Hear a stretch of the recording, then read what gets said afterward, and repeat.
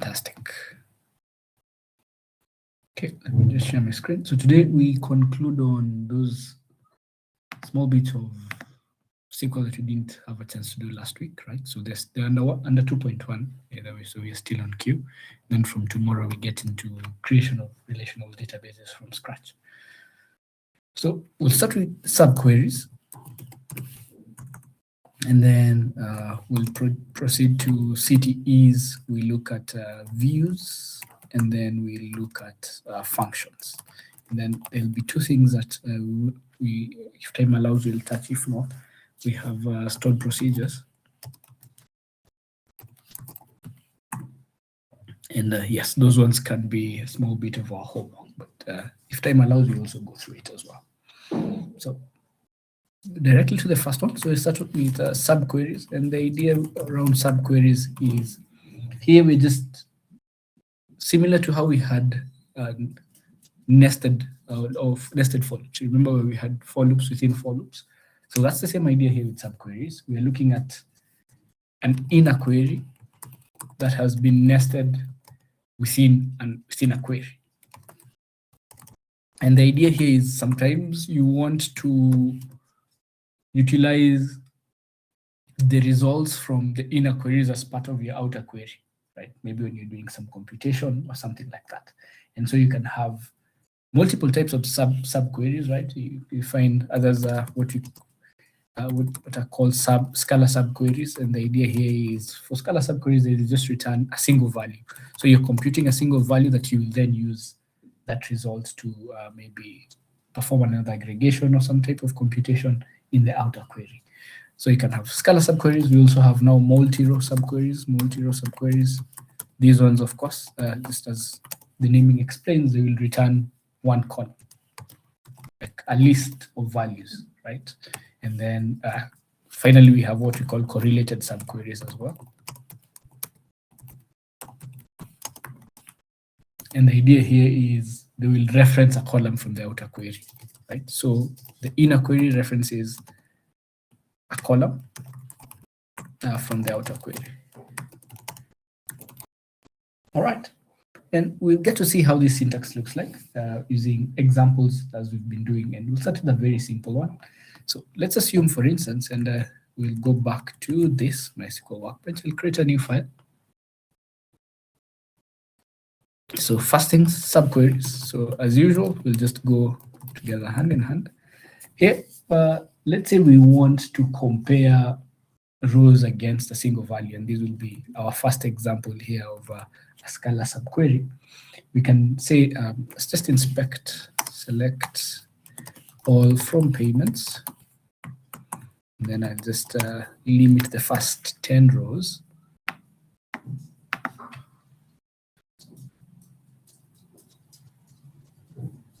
Great. So let's say we want to filter or to return rows whose values will be maybe the average of this amount column. So we want to filter and only return rows in this payments table where the amount is greater than the average. Now, instead of us, how we'd go about that is, remember that is two parts. That means that the first part, we need the average amount. And then following that, we will use this average amount as a filter. And we can do this in one go as follows. We'll just come and say, let's select all the columns. So select all from payments. And then now we put our filter. Same thing with how we've been doing. We've been using the where clause to do the filters. So where amount, which is this column, this amount, is greater than, and the syntax when you're using subqueries is that subqueries will always be in parentheses like so. So where amount is greater than, and then now we have the query to return the average amount, and the query for returning the average amount, which is going to be a scalar, it's just one figure, will be select AVG, remember, average amount, like so, from the payments table. And that becomes our query. So this inner query here, we can run it by itself, right? We can get the average, like so, of average amount from payments, right? This is it. So now we are just using this as a filter here, or as a subquery, and we're having it within this. Let me just move this parenthesis somewhere here so that can take a look at. So we're having it as a subquery there within those brackets like so. So now when we run this, we will only return rows in the payments table where the amount is greater than the average amount. So instead of hard coding these average amount, we get to use a subquery for that purpose.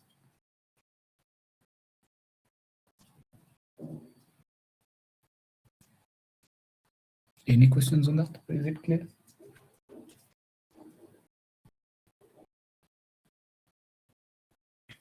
Feel free to give me a thumbs up if it is clear. If you have any questions as well, do let me know.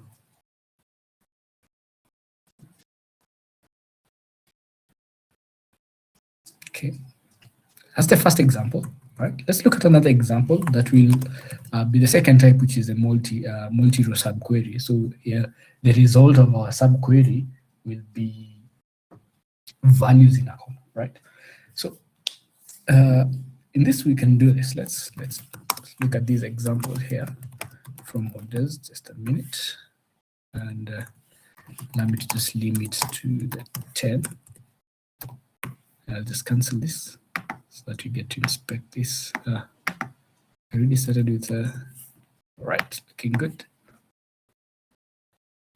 Let's see that. All right, so this is our orders table, right? We have the order number, the date of that order, the required date, the shipped date, and the status is shipped there, and then you have comments and the customer number. So let's say we want to return specific, we can start with, we want to return the customer. First, we want our focus to be on orders in a specific status. Case in point, let's see. Let's do this. Distinct status from orders. So I want us to return the unique statuses that we have. These are the unique status values that we have in the column. So distinct, I don't believe we'd actually looked at that, but the distinct here works as our unique in Python, right? Ideally, just looking at the unique variables in a given column. So in this case, you can see these are the following different status that we have. We have shipped, resolved, cancelled, all the way to in process. So let's say we want to look at our focus is on right? Orders probably in dispute, or the disputed orders, for instance. Let's say this is our focus. And not only do we want to and our focus here is as follows. So let me just do again the select all from orders. And let's just limit to 10 rows. Great. So what we want to do here is we want to return, first and foremost, a list of all orders. Our focus, our interest is in orders that are in dispute in the status. So we want to first identify those orders that are in dispute. And since we have this customer number here, then we want to return, our goal is to figure out who are these customers whose orders are in dispute, and we will use this column here as a filter to return the details of these customers. Now, let's just do it here so that you guys can see what I mean, right? We have customer number here is a foreign key, meaning it is a primary key in the customers table, of course. What we want here is we want to return to have a record of all customers whose orders are in dispute. This is our goal. But remember, here in the orders table, we do not have much with regards to details of customers. So there's no way we can even reach out to them. But we do have their customer number.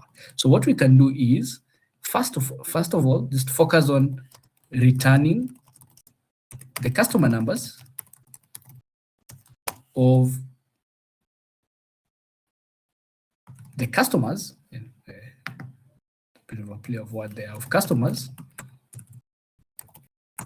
whose status is disputed. And once we have just a list of these customers, we will use that list as a filter and return details from the customers table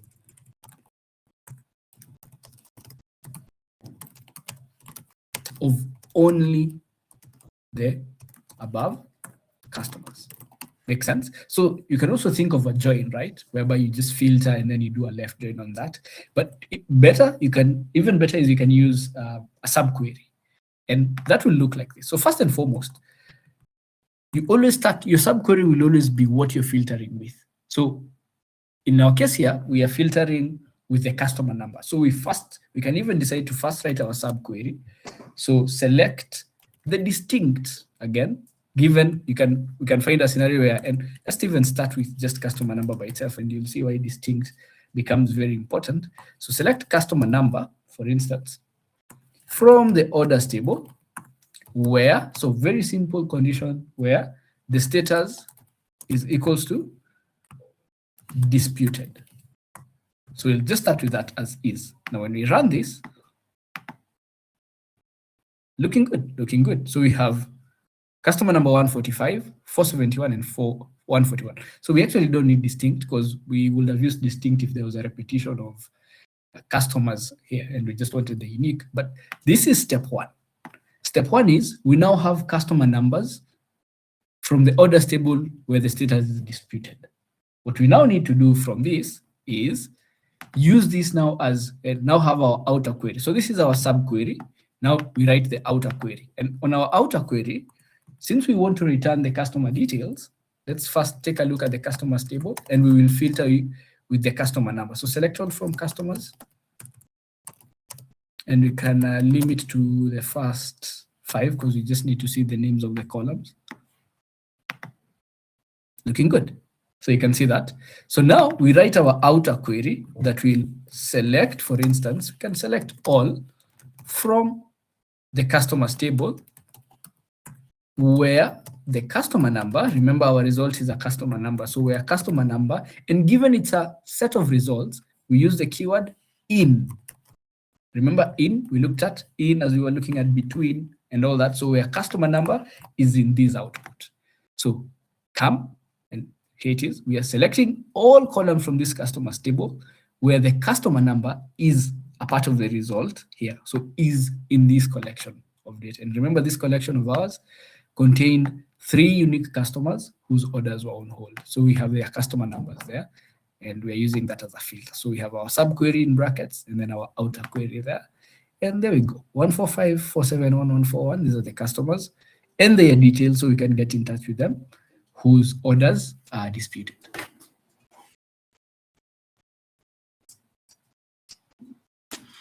Let's just take a breather to allow us to have that also in our files to implement that as we raise any questions we might have as well. Any questions?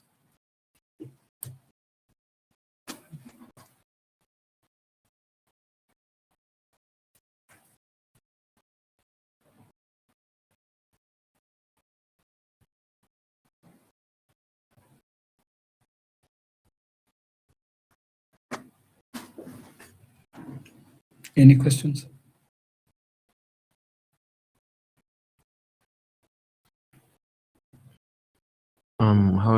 What does distinct do?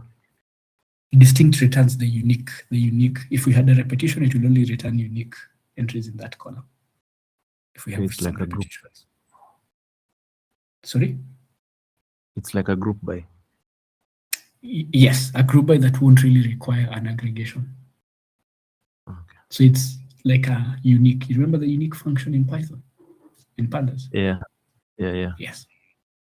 Yeah, but again, with the group by, you're not wrong with regards to returning the unique categories. It's just that a unique will not give you an a group by will not give you an output without an aggregation.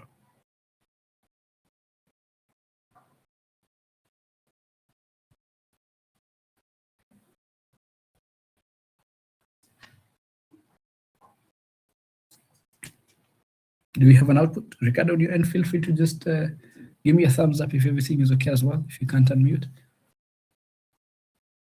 Well, just a second. All right.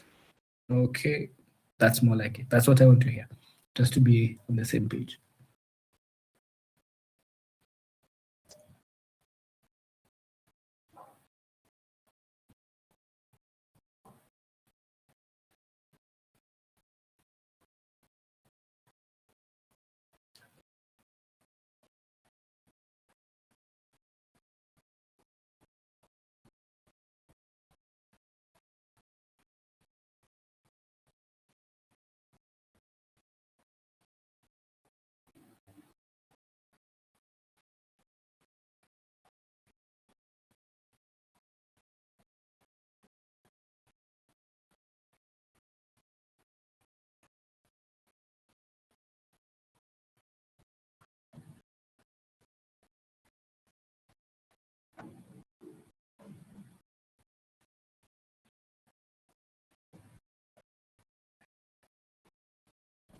Fantastic.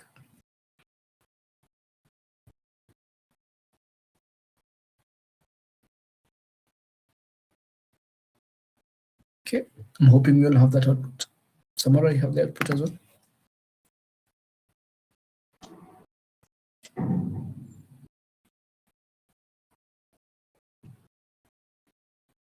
Yes, I have. All right.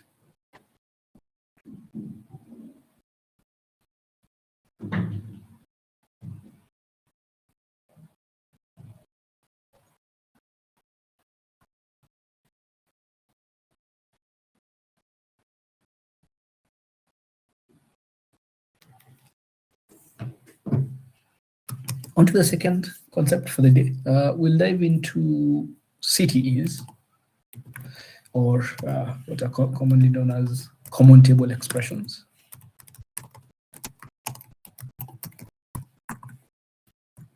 Okay, let me just switch here so that we can do a bit of a discussion around what CTEs entail. And yeah, actually, we might have needed to go through views first, but not a problem. So the idea of a CTE is having a way to have a named, or the idea is having a temporary result set. So we have a named, and the named bit will be important because the syntax will respect that. A named temporary result that only exists within the execution of a SQL query. So here you have, as a CTE, and sometimes when you're doing queries that revolve around a couple of tables, and not only that, it's you're getting results from one table that you will use in a query that follows that, then that is where CTEs come into play. And so what you have is some sort of multi-stage implementation, right? Whereby the result of the query that follows the first one, right? So you have query one, and the result of this is being referenced by the query two, still within, still one query. So we are not talking about separate queries. So we have one, for lack of a better word, one big query, and we're having some sort of result set that we are using in another query. And the idea here is sometimes when you're doing some queries and the nesting, it can get very, very complex, right? And the logic becomes very difficult to keep track of. And so what CTEs will do is they will help with just having modular queries within one query. So modular parts of a query that will allow you to debug very easy, because you know this first part is supposed to give me this, it's being referenced by this. So that temporary result set that is being referenced will, one, become very easy to debug, and also there is ability to reference it multiple times within a single query if need be. So perfect example, like so there's this is an example that is very that is prominent in sales. Sometimes when you have sales data, for instance, that is coming from table A, right? And then you have another table that has maybe targets for sales teams, right? And then you want to continuously compute a performance index or a percentage achieved of the budget, but you want your budget to be a rolling budget, right? And what I mean by this is you're moving from a monthly target, and cumulatively as time goes, you're having a rolling target that has been derived from this monthly target divided by the number of working days. What I mean is if you were to achieve 1,000 bob, 1,000 in whatever quantity or whatever skill in 10 days, then at day one, we expect you to be at 100 if you're on pace. And then at day two, 200. So there is that rolling target. So there is a pacing. So sometimes you'll find that a CTE will be very well, or will be vital in performing the pacing logic that you will keep referring down the track, so that as you do your aggregations on the volumes and your comparison with the targets, they take into account the pacing logic up here, and they'll be able to compare those values against a target that is as to date. So that's an example of a city. I'm just trying to show you how the result of one query can be the component of a couple of computations and that require some different type of logic, and that logic needs to be referenced down the track, and maybe even a couple of times if the products are more than one. So let's look at one. We'll build it from scratch from our data set. Allow me just a minute.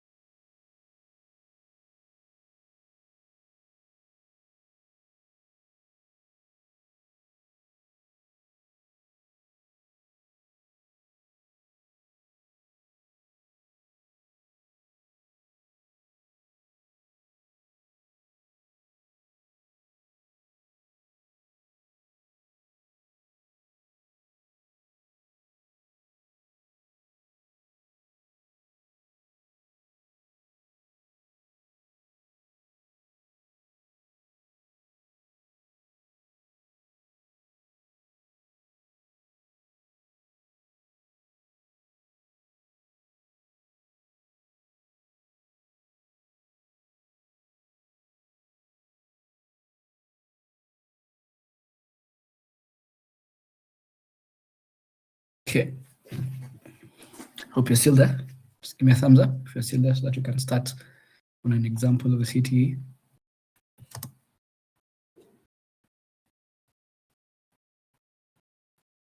Samora, are you there as well?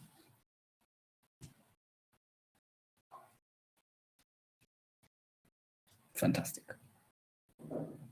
So we'll look at a couple of tables here. So let's start with our order details table. So let's just inspect this for a minute. Select all from order details. And yeah, we'll just limit to 10.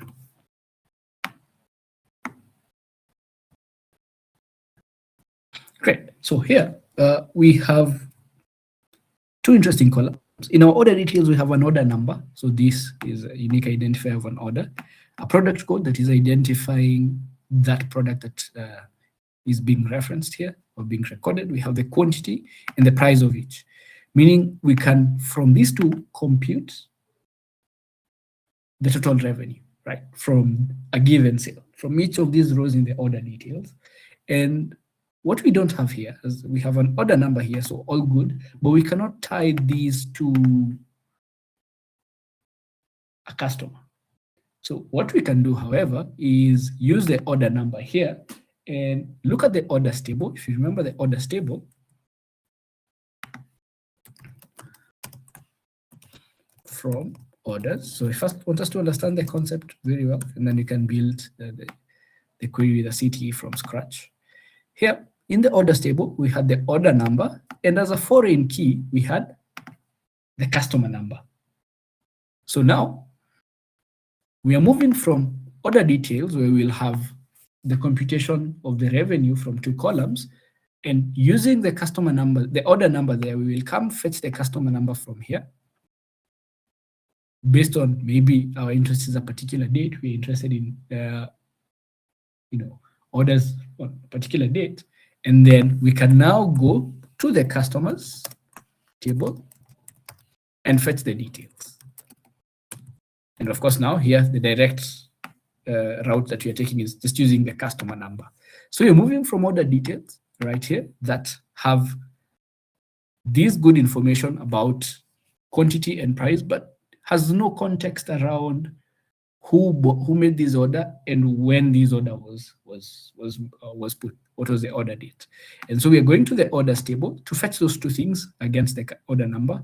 We get the date and we get the customer number, and then we're using that customer number to fetch these details on the customer, and specifically on, we can get the names, and we'll see what it is we can get here. And so by the end of our query, we need to be able to return the customer name and the total revenue for customers who maybe got to some, either we can filter by the up for a specific year, maybe 2003, and we'll see how that goes. But the idea here is we want to use results from table 1 to within table 2, and then use those in table 3 down here. So we are going step by step. And the flow is as follows. So first things first, from the orders, and just to make sure that we are together, what are we getting from the order details table? What are we getting from the order details table?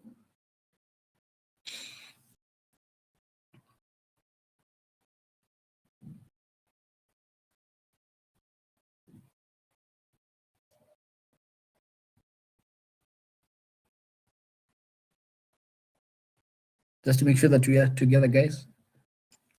And I want us to understand, it won't make sense if we just write the query if we don't understand why we are writing it as is. Why do we need the order details table? What do we need it for in that context? So if you need me to go over that application, I can go over it one more time. Whichever the case, just let me know. To get the order number. Order number, and what else? The quantity and the price of each. Absolutely. So remember, the goal is, yes, very, very correct, Samora. Let's just refresh what our goal is. We want to return the total revenue per customer for a given time period. Maybe, in this case, we'll say maybe for the year 2003, I believe we had 2 or 3 as part of the result. We'll just inspect, or 2 or 4. This is our goal. And how that looks like is here we get the order number and the total revenue. And we also need the orders table. Why do we need the orders table? And I'll just run that one more time. Because we will be able to now perform our filtration of this given time period based on either the shipped date or the order date, whichever we choose to go with. But also, we will be able to fetch the customer number. So here we need to perform a join, and the result of that is now where we will again need to perform another join between this customer number and the customers table to be able to return the customer names as part of that result. So we need a CTE that we will now use down here. So we need, and these will have been some nested subqueries within nested subqueries within nested subqueries, but we can use a CTE whereby we build result 1, then we reference it from our next or our last query at the very bottom. So that becomes that. And let's build it from scratch. So the syntax of a CTE is usually the keyword with followed by the name of the CTE. So with name of CTE, and then as, and then here you define your CTE, and you can have as many CTEs as possible, all differentiated by a comma, and then followed by the name2, as that, comma, name3, and so on and so forth. So that is the syntax. So let's start with how that will look like. And we'll start with defining the query, and then we just convert it to a CTE. So first things first, we will select, and again, here in order details and the orders. So we need here, we need the order number. And since we are performing a join, right, we need the order number, and then we need a computation here. So we need to multiply these two and get a sum. So we can select that even from either from orders or from order details, whichever the case. So select, given we are joining the two, select customer number from orders. So I'll just say orders.customer number. Remember, we're joining orders and order details. So we are doing that summation down the track. Sum. When I say a sum here, it's because I want to get the sum per customer number. Remember, there's going to be a multiplication between these two. So sum order details. So I'm not aliasing the tables just yet. We will come and alias them later. So sum, and let me just do it from down here. Order details dot quantity ordered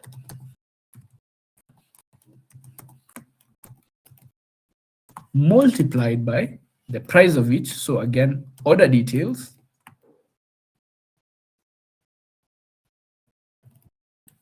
I think the table is order details with small d, not with a capital D. Order details dot price each, like so. And we'll alias this as revenue, or as total revenue. We've selected the customer number. So we say from what? So from the first table we selected was the orders table. From orders, join the order details table, order details. And what column are we joining on? On the orders table, it's called, let's confirm, order number. So on orders dot order number is equals to order details table. And I believe it's also called order number. Yes, there we go. So far, so good up to that point. Just let me know that we are all right up to that point, what we've done. So we've just fetched the customer number. Remember, the reason why we've done this sum is because there's going to be a group by. We want to return a customer number and the total revenue in a given year, meaning there's a group by down here. So and let's just have our group by there, group by orders dot customer number. That's why we did a summation there, like so. Are we together up to this point? Feel free to shoot any questions that you might have.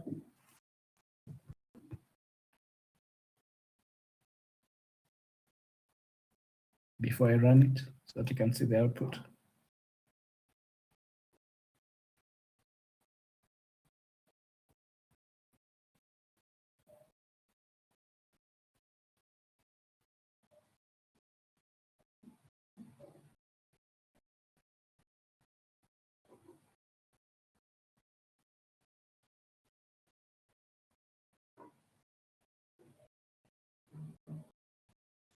Samora, Ricardo, are we okay up to this point? Just give me a thumbs up, or if you have any question, do let me know.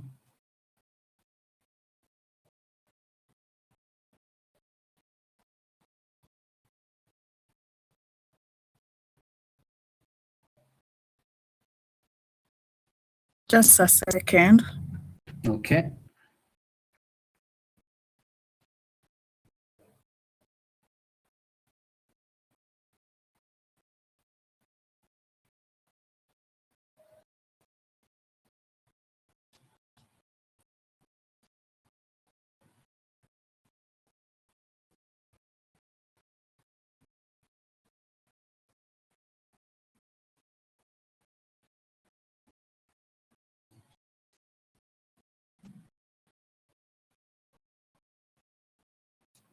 Samora, on your end, any questions?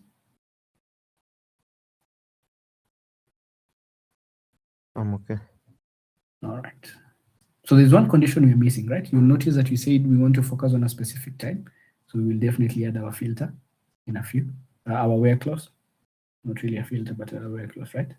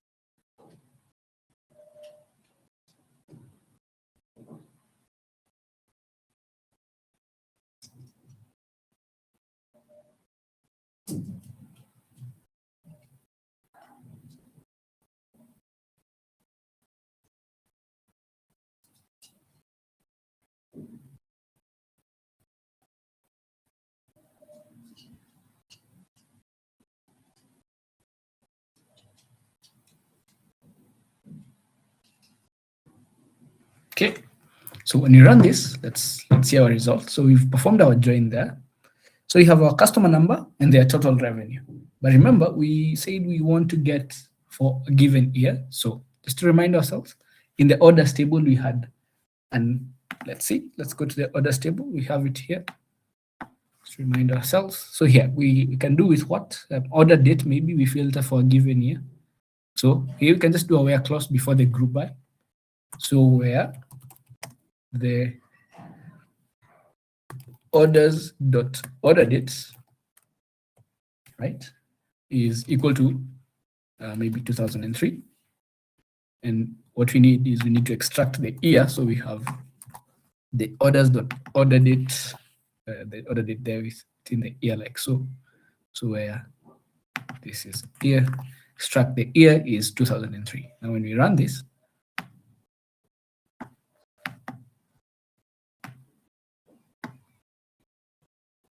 have the customer number and the total revenue. So looking good. So let's give you a minute to add that clause there.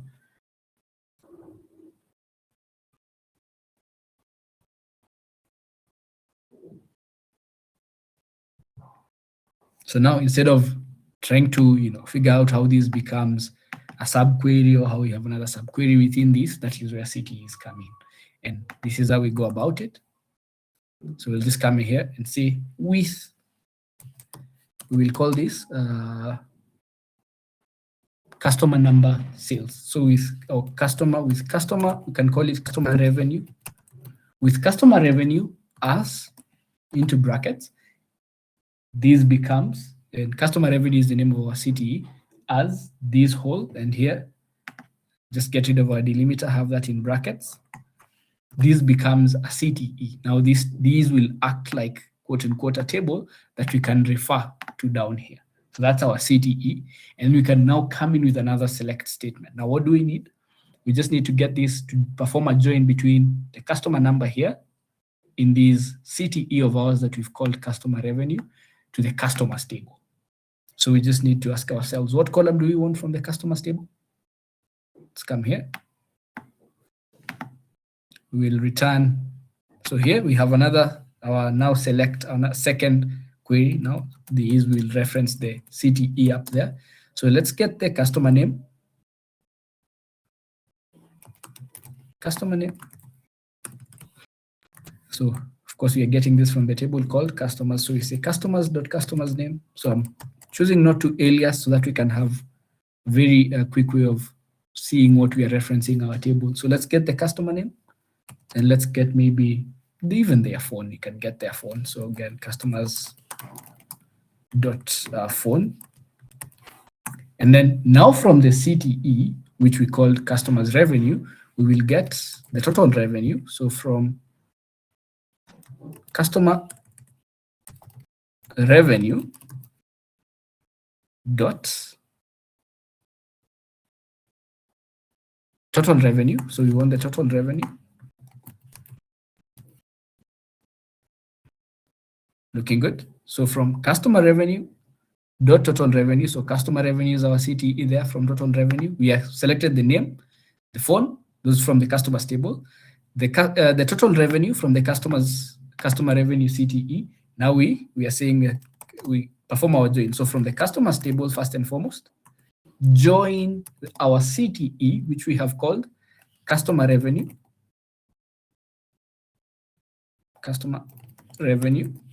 on what? On customers.customer number equals to customer revenue dot customer number, like so. And you can even take it up a notch and just order by customer revenue dot total revenue. You order by the total revenue in descending order, like so. Missed a comma here. Okay, let me just cancel this so that you can now see the entire query. So the CTE, this is the first part that we had that had an output of customer number and the total revenue. And now what we've done is we selected the customer name, their phone, the total revenue from this CTE up here, and we've performed a join between the customers table and our CTE called customer revenue here, based on the customer number in the customers table and the customer number in the customer revenue CTE here. And we've ordered our output. Control Z. We've ordered our output in descending order by the total revenue. So this is what we mean by you have one quote unquote a query here that is named, and this temporary result, and this result will only exist when we execute this entire query. This result will be used by another query just below it. So it's very easy to work on this, debug this, and then make sure it has all the column outputs that you want to refer now to something else here instead of having multiple nested subqueries. I will leave that there. Let me even just run it so that you can see the output, and then there we go. So we have the customer name, their phone, and the total revenue. Let me just close this so that you can have reference to that query.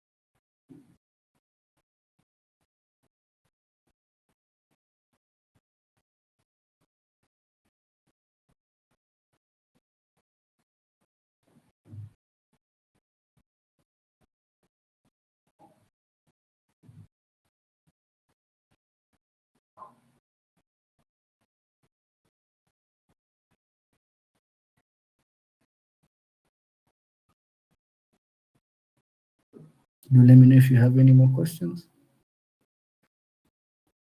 Or also, once you're able to run it, just give me a thumbs up as well.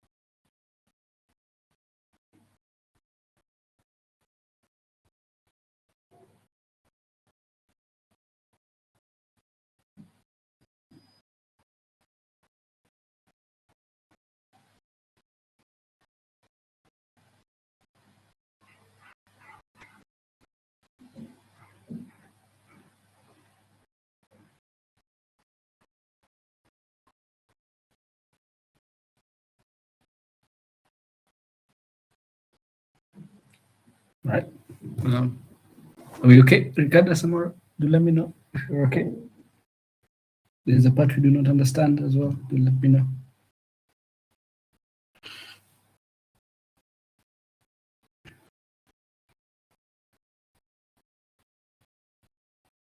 Okay, new answer more, all good.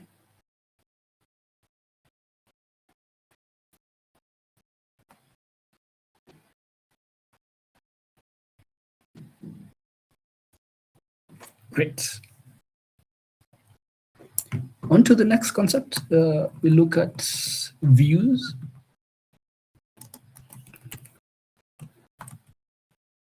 Okay. So views in the concept of relational database is ideally a virtual table. So not too going to be a too complex a concept. So it's a virtual table, and it's going to be quote unquote a named query that will contain a result that we can query again. And it's not the physical data itself, right? It's not like a table with the schema and all that, but we can dynamically execute, select statements whenever required. And if you remember here, if we look here at our database on MySQL Workbench, we have a section for tables, views, stored procedures, and functions. So this is what we mean by views. And the idea here is you just, similar to OOP, in Python or any object-oriented programming across whatever language it is, we're just hiding this complex multi-table logic.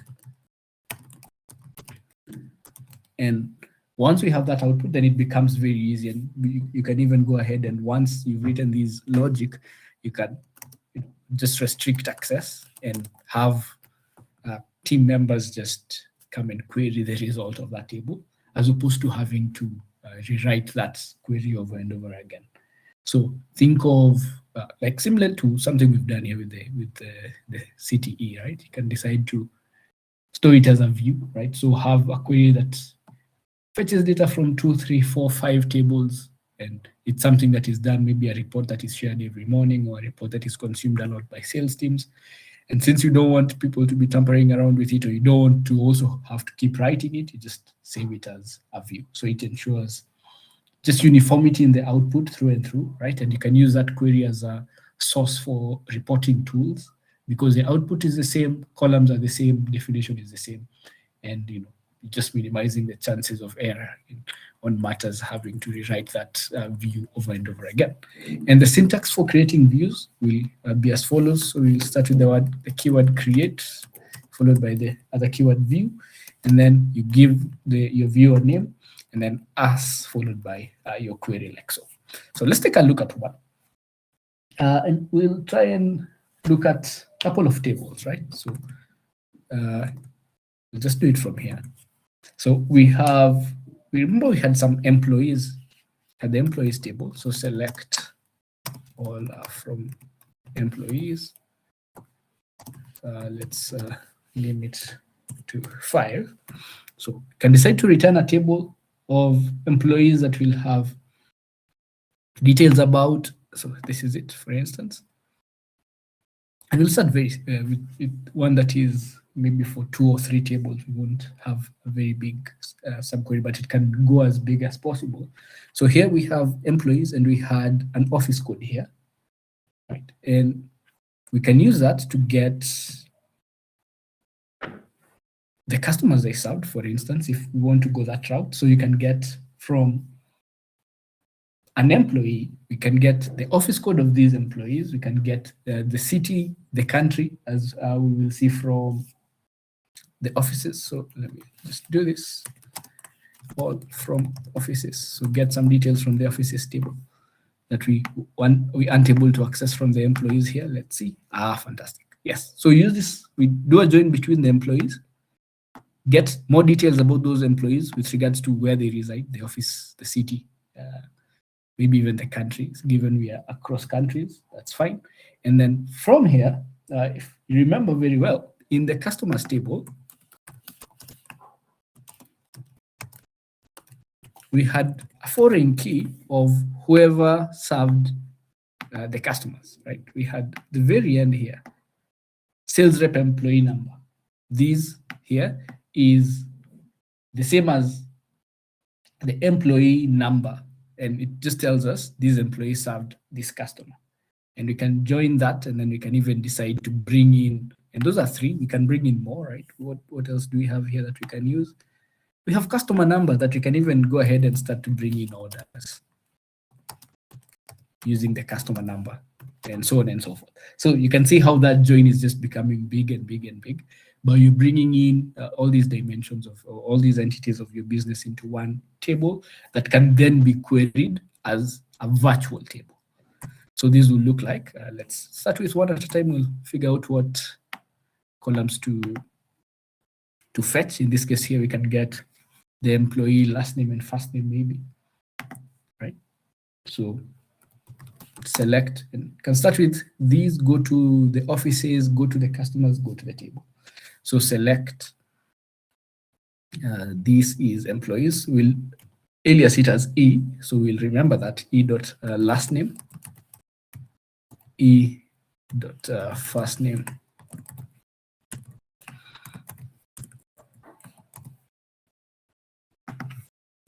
So we want the names. Oh, this is supposed to be a comma. E dot last name, E dot first name.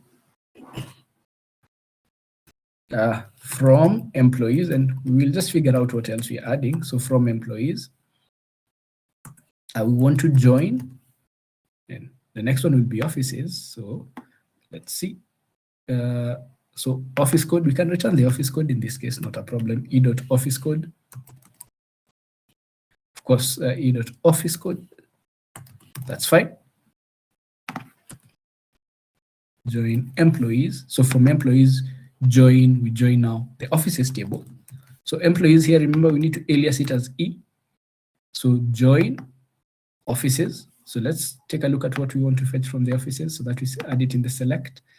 We said you can get the city and the country. So here, offices, we will alias it as O. So fetch O dot city. So O dot country. Okay, looking good. And then to perform a join with the customers table, we will also need, we needed the customer number from somewhere. So we might need to change this order of ours. We might need to start with the offices. I don't know if you guys understand why. Take a look at this. We have, if we start with the employees, then we join on offices. Offices does not give us a link to the customers. But what does is the employees, because the employees will have the employee number, which we will use in the customers as a sales rep employee number. Are we seeing that why there's need for us to change this order? Why? Because we need this to help us connect to these, and then these to help us connect to the other table, and so on. When we now have offices, we do not have another column to join on to customers and orders from the offices table, but we have it in employees, so we can change, we need to change this order. I'm hoping that we are seeing that, right? Still learning about joins and how the order in which you name your tables is important. I hope you're seeing that. Pardon. Ricardo? You can hear me? Oh, yeah, I can hear you. I was just asking if you can pardon. Absolutely, absolutely. So here, remember, we have employees, right? On employees, for us to get to offices, we needed the office code, which is here, which is fine. But now, from offices to customers, we are left a bit stranded because we do not have any relationship between these two. But we have a relationship between customers and employees. So when we name our query like this, or we have this order whereby we are starting with employees to offices, that's good because we have an office code. But we will be stuck because we cannot go from offices to customers, because in offices, we do not have any foreign key from customers. Take a look, we don't have any customer number that we can use to connect to customers. Have you seen that?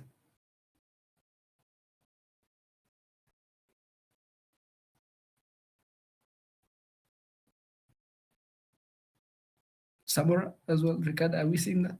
So what we are doing is just changing these orders so that we move from offices to employees. Now this makes a lot of sense. Why? Because we can then move from employees to customers, because we have a relationship between the employees and the customers.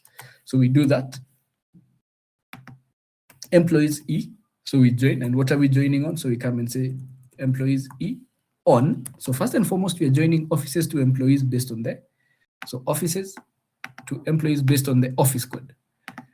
Where on offices, let's start with offices. Let me do this. Offices dot office code.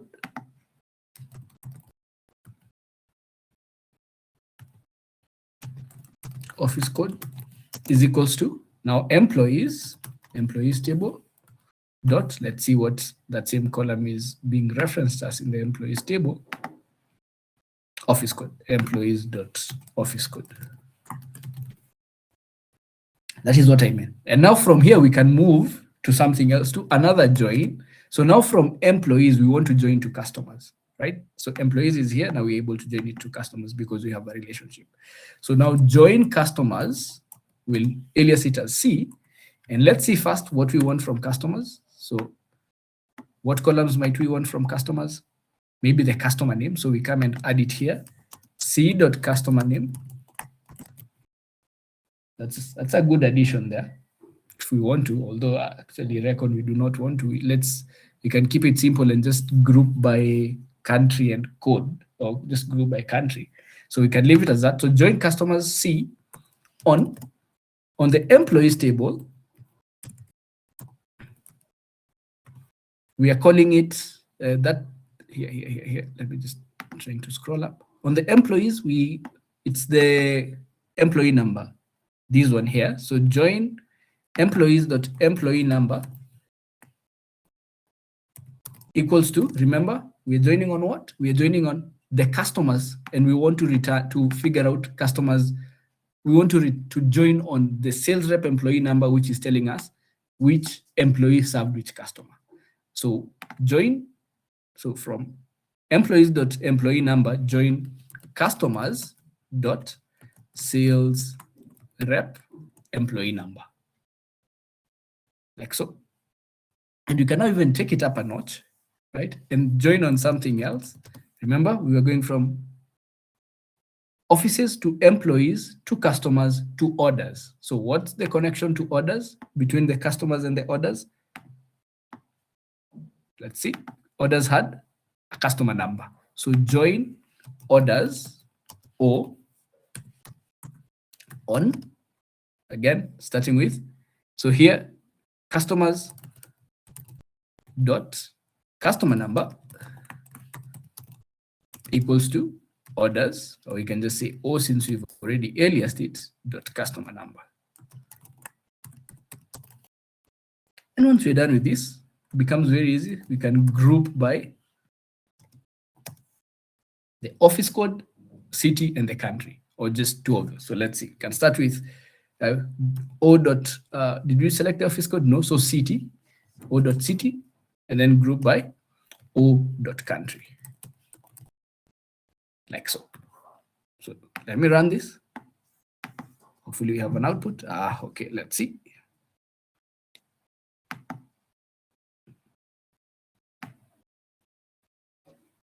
Oh, I've reused an alias O. Offices O. I see. So orders, let me call them ORD. Join orders on ORD. Fantastic. So I had reused O as an alias twice. So it was telling me, look at the error, not unique table alias O. Right now, let's run it.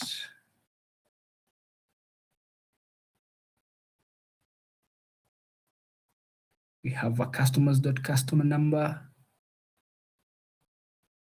Okay, let's look at customers. Let's see what that column is called in the customers table. It is called customer number. So from customer C, join customer C on employees. Let me see.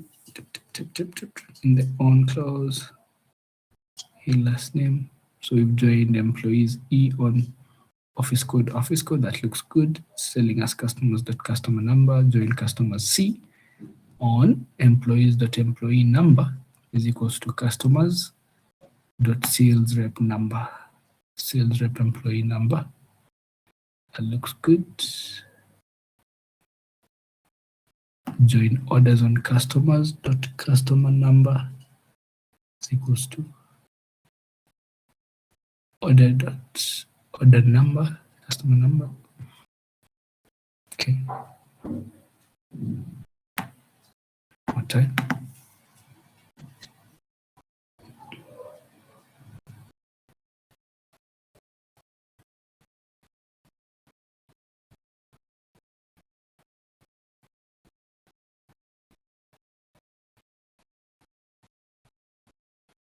Officers and employees is fine.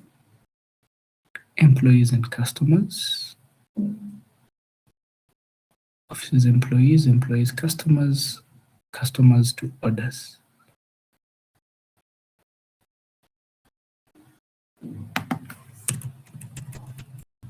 Okay, I doubt that's the problem, but let's see.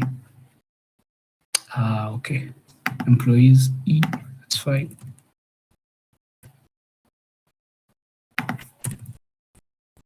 C. E. Offices is O. Okay. Okay.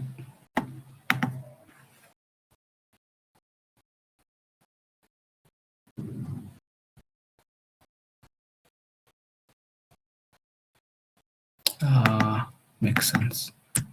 Makes sense. Just a minute. Because then we cannot group the names. We can group, we're grouping by city and country, looking good. So allow me to just do this quick debug and then I tell you what is going on. Expression 2 is city, country, ordered country. Finally we are there. Okay. I feel like we missed out on a whole lot of things, but that's fine. So we have offices. Let's just look at it from one. I want to beef up these columns. I just don't want to be left with very few columns. Okay, so from employees, let's see what else we can connect. What I want us to get to is where we have the city, the country, and the total sales, which we are getting in a few. So from employees, that looks fine. We use the employees to do a join between the office code and the offices to get the office details, which is the country and the city. That looked fine. Then we moved to the customers, whereby we used customers to so office codes to customers using so offices to employees, employees to customers, customers to employee number. Let's take a look at customers. I feel like we can get a bit more from the customers table. Can we? Well, credit limits, not really very important. Okay. Well, it could be an aggregation of sorts if we feel like we want to get that. So that means can come here and get a sum of this is the customers table. So C dot credit limit. Okay, yeah, why not? That's still fine. Okay, we'll alias it as total credit. Okay. Yeah, this is not the best of queries, but the concept is as follows. Hope you should be able to follow. So we have a couple of, let me cancel this first. We're doing joins on 4 tables. We're starting with the employees. Actually, we're starting with the offices, where our idea is we want to look at from, let me just map out our journey here. Our employees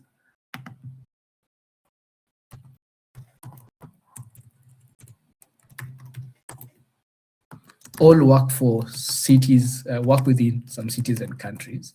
And what we want to do is move from the employee, go to the offices to select this city and country, which we don't have in the employee, and then move to the customers table. And what we want to do is we want to fetch on this customers table based on the sales rep employee number, which ideally is just a foreign key of the employee or a way to identify which employee attended to which customer.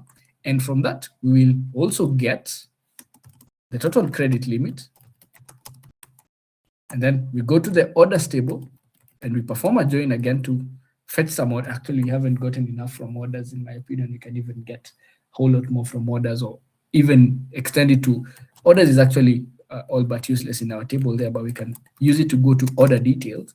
And finally, we are ending up with a breakdown of the country of all our customers. So countries from all our customers based on the office code, and we're ending up with the total credit limit, which is not information we would have gotten from one table at all. Rather, we have gone through a couple of tables, leveraging on the relationships between those tables.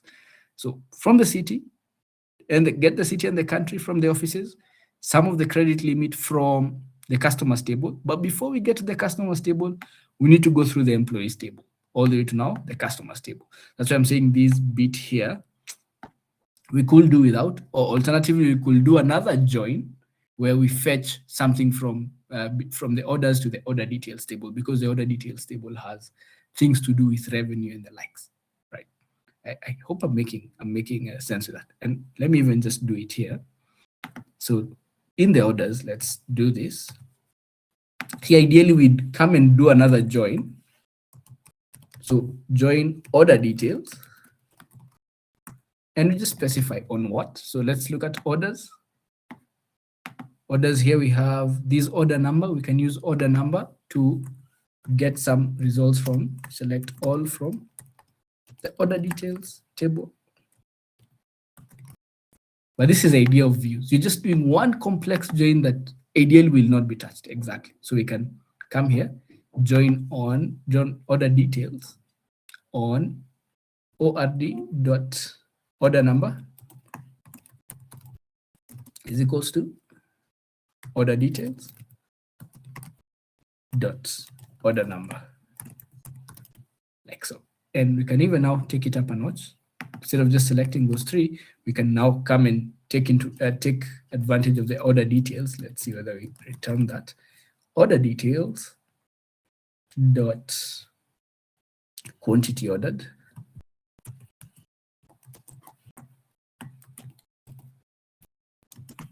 We'll multiply this by order details so that we can get the revenue again. Dot priceage. So these get a sum of these as a total revenue.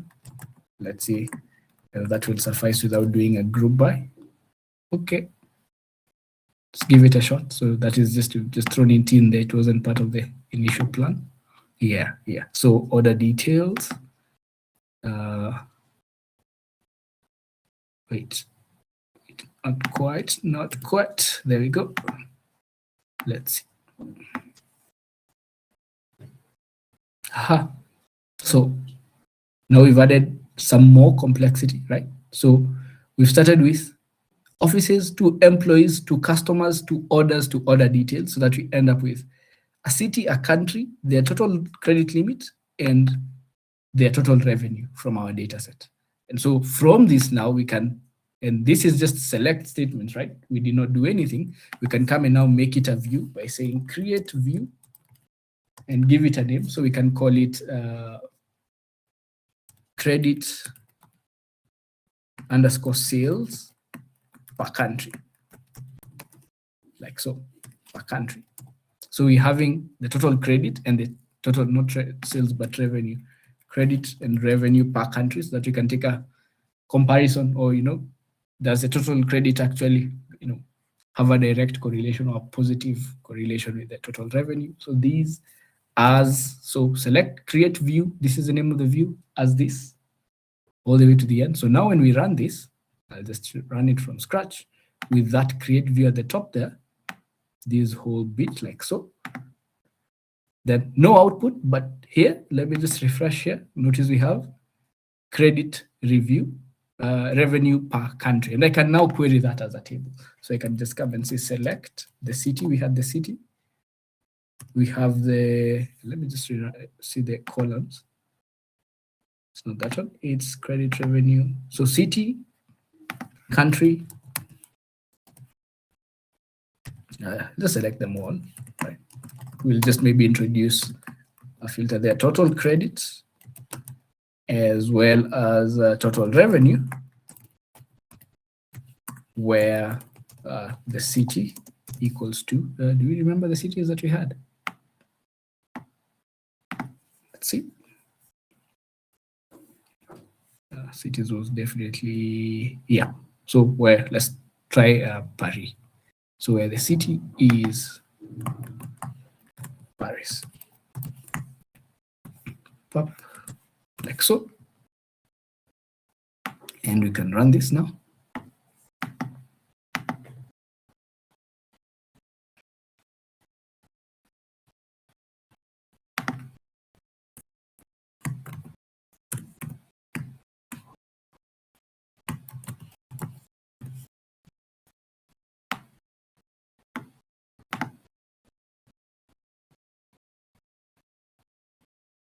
Really?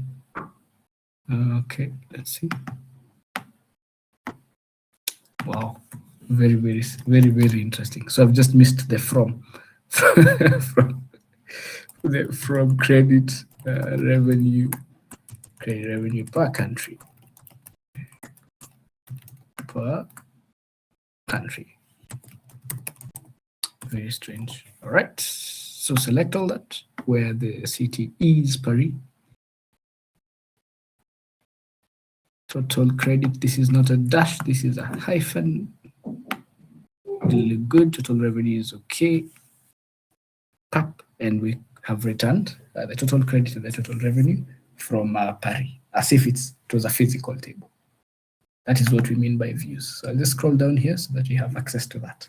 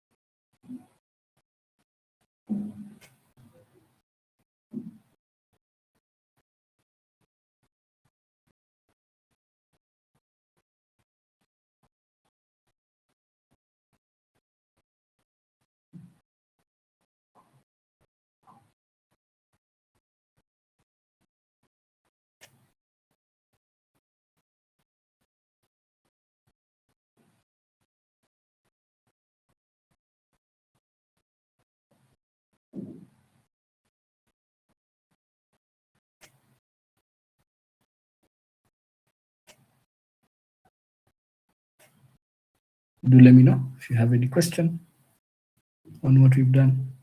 Do let me know.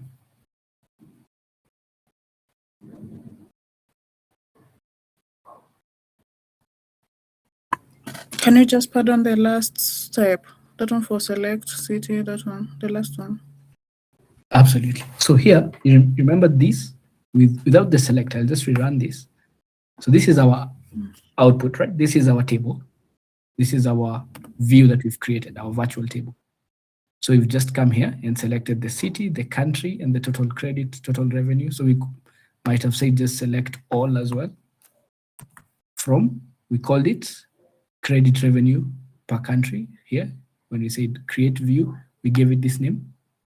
So we've selected all the columns in this view of ours, and we've just filtered where the city is Paris. We might as well just change this to another country, to another city. Let's try San Francisco as well. And we'll return, we expect to return USA 59421429. Can run that USA 59421429. So we're now treating this view as if it's an actual table, an actual physical table, that is.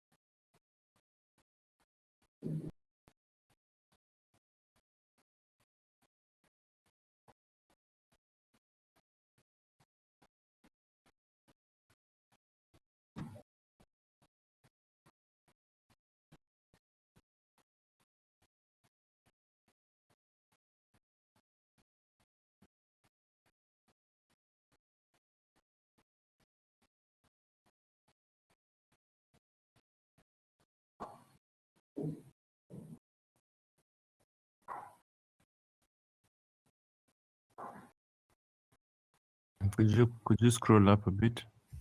Certainly. Just cancel this output. There.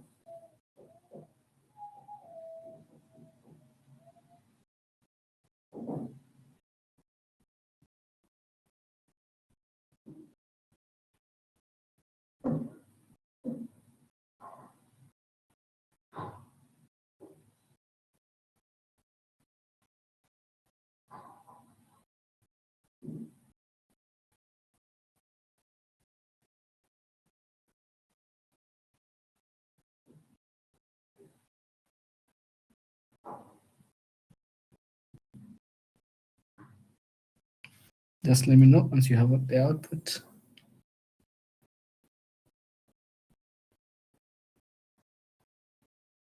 Something you're doing before where you're trying to remove also the employee names and the first name and the last name and the office code. Yeah. So you realize when I group per country, then the employee names become, we cannot have that output. Makes sense? When you group per country. Yeah, because we have multiple employees per country, so you cannot return.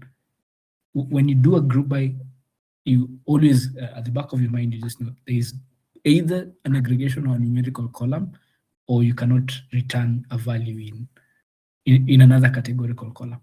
Because if a country, in this case, has 10 employees, then we cannot return their numbers. Where will they be? Because we only have one row per country, given we've grouped by the country and the city.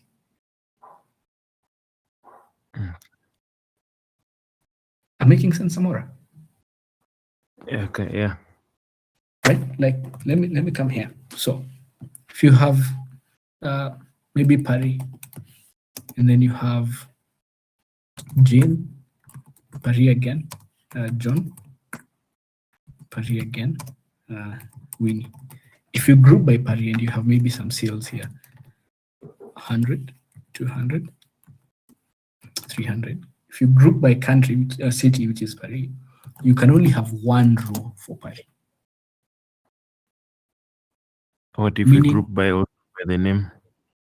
By the name, then we can have that. If we group by the name, then actually it doesn't make sense to group by the name in this case, because not unless we have repetition in that column, in that name column. Make sense? Yeah.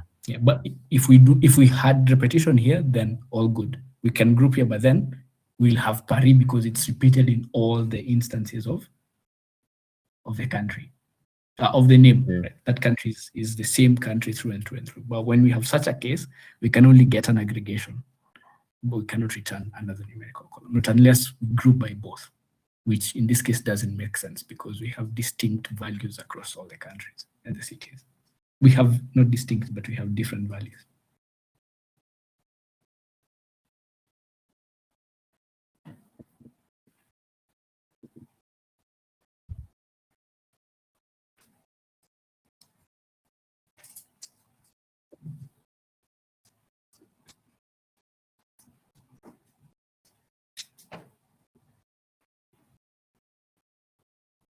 Any other questions?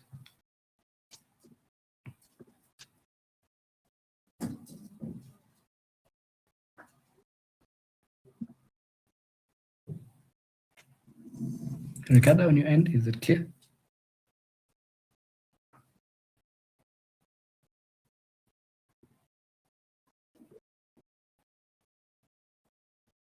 Okay, so you can see it's well past time. We've been left two things, right? We have functions that we look at, and then we have stored procedures. Stored procedures. We'll create time for this as we get into week 2's content, but yeah, that should be, those should be the pending items on SQL. But unless we have questions or any other concepts that we can also just take some time to look at. Any other questions within SQL queries that we feel we might need a recap on? Or are we good with that, with what we have so far?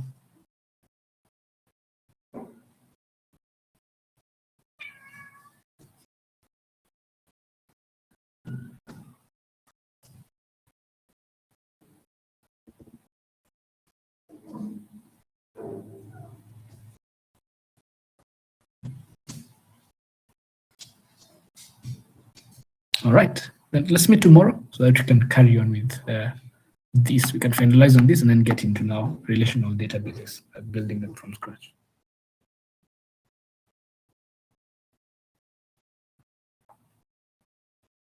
Okay, I have a question. Yes, Ricardo? It's from outside the what sharing. It's about sharing the link from the GitHub. From my end, like for the daily challenge, there is no way that I can maybe share the link unless I do now the main weekly project. What do you mean there's no way that you can share? Do you have them on your GitHub? Like I have the link, but I'm saying in the LMS. What is the challenge with putting that link on the LMS? The link to your GitHub repo? Okay, like unless maybe I just have maybe for now the main week 1 project. I don't know if it's me who's not getting you. Can you share your screen so that I can see what you mean? Okay. Yeah.